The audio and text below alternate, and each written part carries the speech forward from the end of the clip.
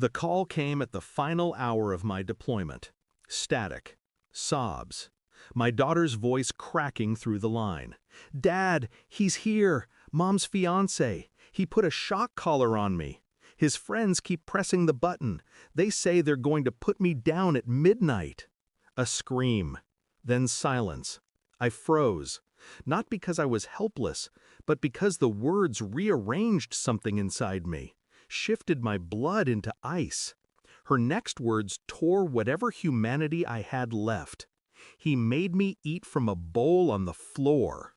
The line went dead, and so did I. Training took over. My hands didn't shake, my mind didn't wander. There was only clarity. Absolute, cold, precise. They thought they were playing a game. They didn't understand they had already signed their own death warrant. On the flight back, the silence pressed heavier than the engines. My mind replayed the details in fragments. The collar, the bowl, midnight. But beneath the rage, something sharper twisted. Why was he even in my house? Why did she, my wife, allow this man anywhere near our daughter? A memory surfaced, her evasive texts, the missed video calls, the laughter off-screen when she thought I couldn't hear. At the time, I dismissed it. War does strange things to distance. But now, I couldn't ignore the echo. The betrayal wasn't only what he did to my daughter, it was what she allowed. Infidelity, a double life. Her silence, the heaviest weapon of all. I told no one. Not my unit, not my commanding officer.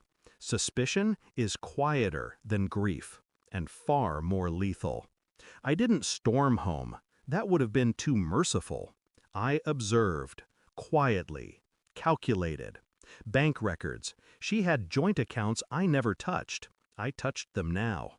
Transfers to hotels, to jewelry stores I never saw.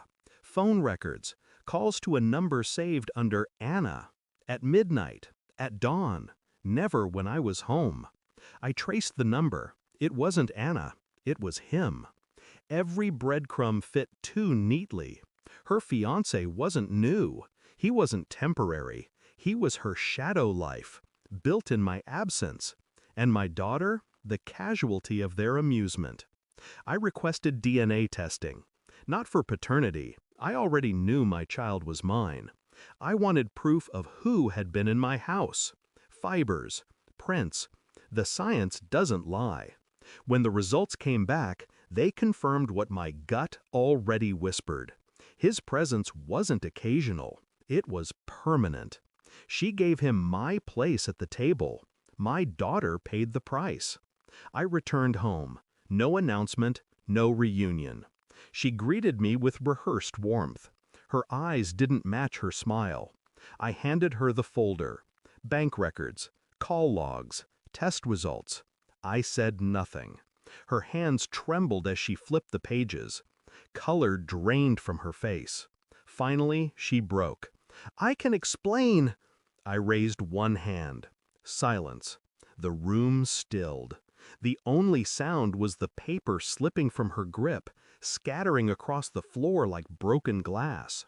She saw the truth written in my eyes. I already knew. And worse, I had proof. She collapsed into a chair, weeping into her palms. I remained standing, cold, detached. Her world crumbled. Mine crystallized. I didn't scream. I didn't strike her. Violence is clumsy. I walked to the drawer where I kept the marriage certificate, placed it in front of her.